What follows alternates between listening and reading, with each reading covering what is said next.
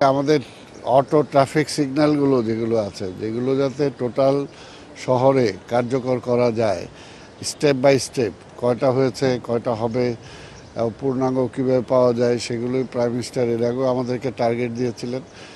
এখন মোটামুটি 1/3 প্রায় আমাদের সম্পন্ন হয়েছে এবং বাকি 1 আমরা আশা করি যে ঈদের ছুটির পরে আবার আমরা স্টেপ নিব, হয়তো 1-2 মাসের মধ্যে আমরা চেষ্টা করব যতগুলো সবগুলো ম্যাক্সিমামগুলো যাতে কাভার করা যায়। 22টি জায়গায় অটো ট্রাফিক সিগন্যাল এটা আমরা এস্টাবলিশ করার জন্য টার্গেট নিয়েছি।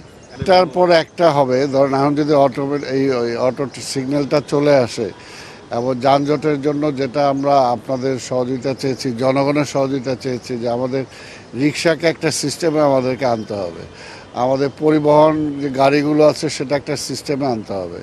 এগুলোকে যদি আমরা একটা সিস্টেমে নিয়ে আসতে পারি এবং হকারটা অনেক ম্যাক্সিমাম জায়গায় আমরা তুলেছি, আরও কিছু বাকি আছে, হয়তো ঈদের জন্য আমরা তেমন কিছু করছি না, ঈদের পরে এটাকে যদি একটা সিস্টেমে নিয়ে আসতে পারি তাহলে ট্রাফিক, আমরা আশা করি যে ট্রাফিক সমস্যার অনেকটা কমে আসবে। এবং এটার জন্য শুধু ঢাকা শহরের ট্রাফিক না, মাননীয় প্রধানমন্ত্রী টোটাল বাংলাদেশের ট্রাফিককে নিয়ে উনি চিন্তা করছেন আজকে। তাই আমাদের আরেকটি রাস্তা যেটা আছে আমাদের গাবতলী থেকে পোস্তা পর্যন্ত, এই রাস্তাটাও মাননীয় প্রধানমন্ত্রী ইন্টারেস্ট শো করেছেন, উনি দেখবেন ঈদের পরে। এবং এই রাস্তা এটা আমরা অলরেডি কাজ হচ্ছে, যদি এই রাস্তাটাও আমরা দ্রুত করতে পারি তাহলে সাউথ বেঙ্গলের গাড়িগুলো যেগুলো মানে নর্থ বেঙ্গলে যাবে সেগুলো আর যাত্রাবাড়ি ক্রসিংয়ে যাওয়া দরকার পড়বে না, সেগুলো পোস্তা থেকে সদরঘাট হয়ে সোজা গাবতলী চলে যাবে।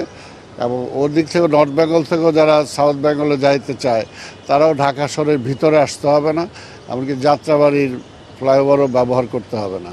এটাও মাননীয় প্রধানমন্ত্রী দেখবেন ঈদের পরে, এবং এটাও যত দ্রুত আমরা কাজ, অলরেডি কাজ হচ্ছে, এটাও যাতে দ্রুত আমরা কাজ করতে পারি। অর্থাৎ মাননীয় প্রধানমন্ত্রীর টার্গেটই হলো যে যত অল্প সময়ের মধ্য দিয়ে বেশিরভাগ কাজ করা যায়। না, এগুলো আগেই আলাপ হয়েছে, এগুলো আজকে আলাপের বিষয় না। এগুলো তো উনি তো চান, উনি এর আগেও আমাদের নির্দেশ দিয়েছেন যে ঢাকা শহরের বর্জ্য যাতে 12 ঘন্টার মধ্যে পরিষ্কার করা যায়, সেটার জন্য আমরা সেই ব্যবস্থা নিচ্ছি। এবং হাটগুলোর ঠিক মতো যাতে চলে সেটা যতটুকুই করা যায় এই ব্যাপারে আমরা, কোথাও যদি কোনো ব্যত্যয় ঘটে তাহলে আমরা পুলিশকে বলেছি, তারা সেখানে ব্যবস্থা গ্রহণ করবে। আমরা চাই ক্রেতা বিক্রেতা সবাই যাতে ফ্যাসিলিটিস পায় এবং কোথাও যাতে কোনো অসুবিধা না হয়।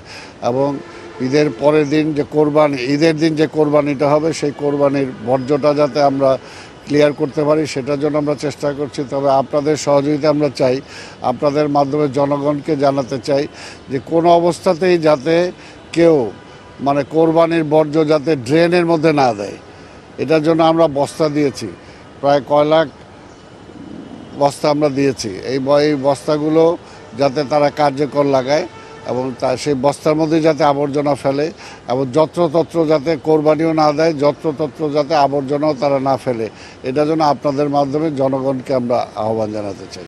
Furniture just smarter, JMG furniture.